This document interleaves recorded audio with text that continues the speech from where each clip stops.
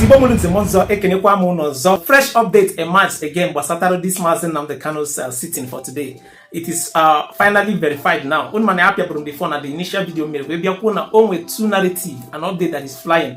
One, as Mazi Nnamdi Kanu said he needed time. Two, and Mazi Nnamdi Kanu said he's not going to open any defense. The second one is the one actually making the headlines now. In on the screen, if you want Punch News, they Google the updates. This other news and so many other news media have carried the update, and it is flying. That Mazi Nnamdi Kanu said he is not opening his defense again. My name was a particular write-up and I took my time to actually deliberate on it. And we feel that now it was something that they are not also spreading. The fact that Mazi Nnamdi Kanu is not doing any defense, he's not defending himself again. Man, no way can hate here. Unman Mazi Nnamdi Kanu before court video over Nigerian news media see how that now they are not reporting the news the way it's supposed to be. And they have actually proven him right because of these updates that is actually flying. Mazi Nnamdi Kanu Sinodi may pay his defense. Yes, it is true. Mana, he said that because he said that the Nigerian government is not obeying the court rule that actually freed him, that actually allowed him to be a free man initially. That is the result from the appeal courts. He also said that the illegality of bringing him from Kenya, the rendition from Kenya to Nigeria, is another illegality that they should not overlook before trying him. So because of those things all listed, that he cannot stand trial where all these things is not being actually looked into. That is why the court way adjourned is the case to 4th, 5th, and 6th. So Kebezi Okubuna, yes, I'll go to Mazi Nnamdi Kanu or dear stand the trial, but these are his reasons. One, they won't have any tangible charge against him. Two, that the appeal court have dismissed him. They have allowed him to be a free man. They have told the Nigerian government to let this man go. Then three, the illegal rendition from Kenya. So this was what actually played out after the court sitting for today. So narrative and push it out there. Better know that Mazi Nnamdi Kanu listed his reason. Or not was saying or they are standing his defense. No, he has his reasons, and those reasons must be looked into by Justice James Omotosho and those in charge of this case. The man rendition somebody from another country to another country and wants the person to stand trial. He won't ask somebody to stand trial when an appeal court. I think that the appeal court is a more higher court than the federal high court. So if appeal court have allowed this man to go, can you see the federal government is there? So these are the things Mazi Nnamdi Kanu is saying. His defense for now, that they should either allow him go or grant him bail. So if I be familiar, anyway, video get play from 191 lolo neka. Eziozi basataro VDM. Ozi to me. Ebo oboni no acham ke settle down. Watch this video from beginning to end. She said a whole lot of things in this video that you will not want to miss. So watch the video, share your thoughts and your opinion, and see you guys in my next video. Hi guys. This message is for VDM. Please share this message until it gets to VDM. I've heard where he made several posts, comments that that is not going to participate in Free Nnamdi Kanu protest because he believed that he heard that some powerful IBO leaders are holding Nnamdi Kanu. Now, judging from what VDM stands for, that is a white lie, but because VDM knew that politicians are oppressing the people, so he said he is standing for the masses. So of course Nnamdi Kanu is part of the masses.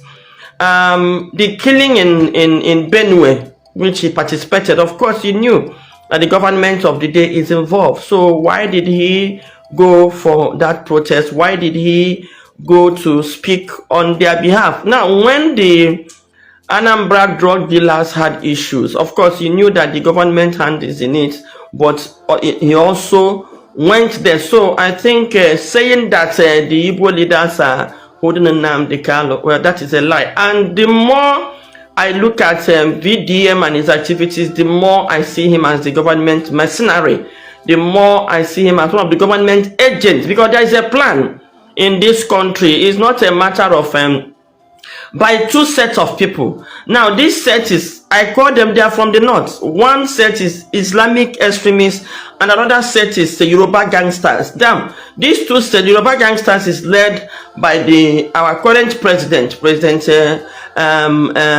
Tinubu, while the Islamic extremists from the north is led by Muhammad Buhari. And now they have a plan, you know, to Islamize Nigeria from the action and from the activities, from what is going on. And That was how Nnamdi Kanu got problem with them. Nnamdi Kanu exposed this from the beginning. If you look at most of the broadcasts of Nnamdi Kanu, you realize that everything that young man said has happened, and that was what attracted me to, lend my voice and my support for his release.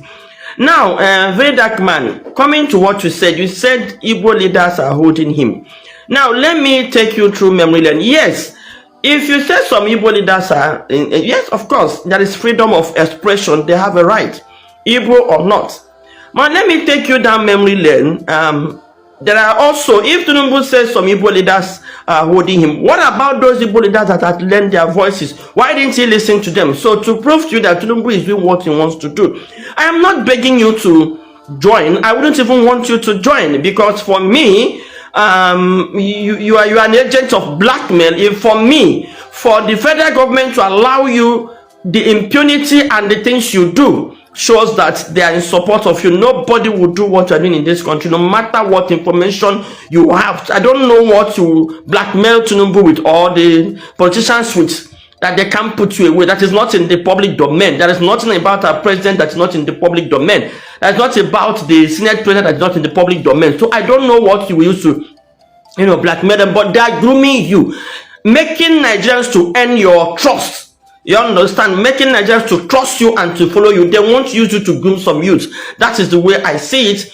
And there is a broadcast by this our current, there is a conversation between this our current vice president. So if you don't know, I want to bring it to your knowledge, by this vice president and the former governor of Ogun State, Ibikunle Amusu, where all the plans this group, Yoruba gangsters and the Islamic extremists, had for the Igbos. And now with your action, going to China to just start attacking, trying to say you want to bring down prices of goods and all that, is all blackmail, and you are being used to as one of the agents, to do that. Now coming to the Igbo leaders, that the Igbo leaders are also are the ones holding Nnamdi Kanu.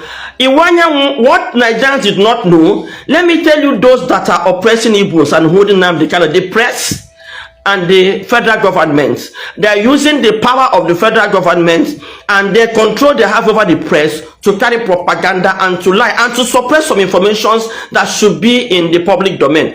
Iwanyanwu went to visit Nnamdi Kanu. Iwanyanwu is one of the most prominent Igbo leaders we have, and all the governors listen to him. Now, Iwanyanwu also called for Nnamdi Kanu's release. Let me ask you, that man, is Iwanyanwu not an Igbo leader enough that Tinubu should listen to? Now, the day he went to visit Nnamdi Kanu in detention, before Nnamdi Kanu is in an underground cell. When you get to the prison, before you could get to Nnamdi Kanu, you would trek over 1 kilometer. Now, when they got there, Iwanyanwu have iron in his leg, on his leg, an engine that is supporting him in his heart. So they told them, the DA said that this man cannot trek, that they should bring a wheelchair. They refused to bring wheelchair, so Iwanyanwu had to trek it. So by the time he saw Nnamdi Kanu, he could not. Iwanyanwu would have died in that DSS prison. So when they saw that the man is dying, then now wheelchair came out from nowhere. The press suppressed this news, nobody heard it. Came out from nowhere, and they used that wheelchair to wheel Iwanyanwu to his vehicle, half dead. Iwanyanwu never came out of it. Iwanyanwu died. So very dark man, this is not enough. This is not enough for the president Tinubu to release Nnamdi Kanu. Now, Mbazulika Mechi was visiting the Aso Rock on his wheelchair. Mbazulika Mechi is one of the renowned Igbo leaders. Then, even the day he died, he pushed for Nnamdi Kanu's release. Enyinnaya Abaribe has cried, sat on the floor of the National Assembly. Nnamdi Kanu is not enough Igbo leader. Now, today, almost all the senators, almost all the governors has openly called out for the release. Peter Mbang, when they had the Bar Association retreat in Enugu, came out openly to say they should release Nnamdi Kanu. In Imo State, when they hosted the president, Ohaneze Ndigbo came out, cried passionately for Nnamdi Kanu's release. Tinubu did not heed. So now, if all these Igbo leaders, it's not enough for Tinubu to release Nnamdi Kanu, except if you listen to the so-called Igbo leaders like Joe Ibukwe.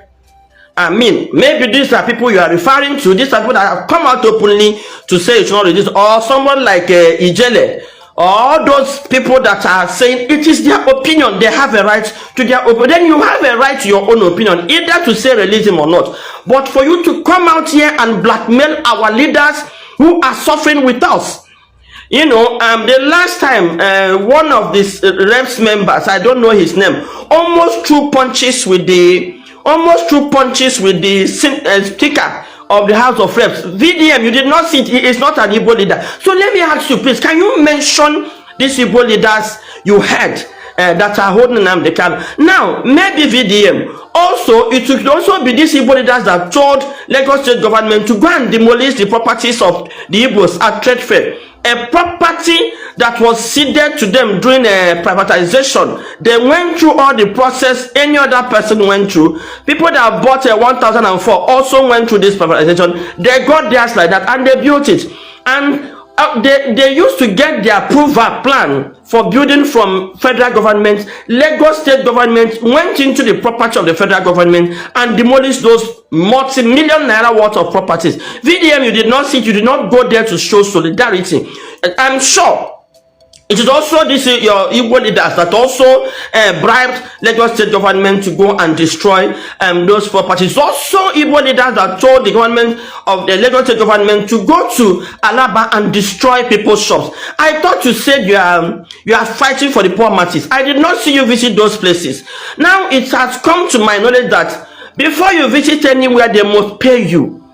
Just like the Chinese man paid $15,000. Over 20 million naira for you to come to China, and you are telling us that you went there on our behalf. Just like you try to bring down B-Lord business and transfer it to your sister. So what you want to do is, since our vice president and the vice president, there is a plot to destroy Igbo leaders. It seems you've been contracted, and then you have wormed yourself into the heart of Igbo youth. So the war will be now. If you look at your Rachel members, majority of your Rachel members are the Igbos. So you now see that the war will be, the war now is between Igbos, and that is what is being done in the southeast, using our youths to destroy us. So VDM, I am going to advise you to stay clear. I'm going to advise you to stay clear Igbo matters if you don't know what to say. Please, and I think we've received enough insults from Nigeria, and we won't want to receive it from you. So if you are not, informed, or you don't have enough information over the travels of the Igbos, Nigerians love themselves. I'm not one of those that say Igbos are hated. No, Edos love us. Yorubas love us. Calabas love. In fact, Igbos are the most loved. Hausas love us. But the challenge of the Igbos are, there are two sets of people that have challenges with the Igbos, and it is because of our religion. Okay, because of our faith. Igbos are 99% Christians, and of course the north, there are almost 60% of southwest is Muslim. So these two people came together. Our president is a Muslim, our vice president is a Muslim, and they came together. I call them the gangsters of Lagos and the Islamic extremists from the north. These are the people that hate Igbos with passion. All right, and what they do is that they are building a movement that will join them in that hate. Most of the monies that have been borrowed in this country is being used to sponsor and fund Igbo hate, even outside the shores of this country. But you know what, VDM, the way they have disgraced themselves outside the shores of this country is the same way they are going to disgrace themselves in Nigeria because of Igbo matter. So VDM, please be warned. It is better you keep quiet, or you just say, there are in Nnamdi Kanu matter, two sets of people. Those that are calling for his release, they do it openly, and those that are saying he should not be released, please choose where you belong, and we'll respect that. But for you to cowardly, carefully, cunningly try to put it on our leader, just like Normal language. Igbos don't like themselves. Igbos help themselves. Igbo property is their leaders. And we are saying we can no longer be deceived. Our problem is a government that came together to plot to destroy a whole tribe. I'm sure you've heard that the first lady of this country said they are going to inherit our children, and then the former governor of Bauchi State, I think, Bala Muhammad, said they are going to settle all the Fulanis in Nigeria. So if you look at the killing and the sacking of villages, what is happening in the Middle Belt is also what is happening in the Southeast. If you want more information about what really transpired in the Southeast, it is not IPOP, but a federal government funding militants, giving them men to kill and sack villages. That is exactly what happened in the Southeast, and I'm going to defend it any day, anytime. So very dark man, please be warned and stay clear of Southeast. If you want to take a position, please take your position. It is your right, but for you to come and blackmail us, that is unacceptable.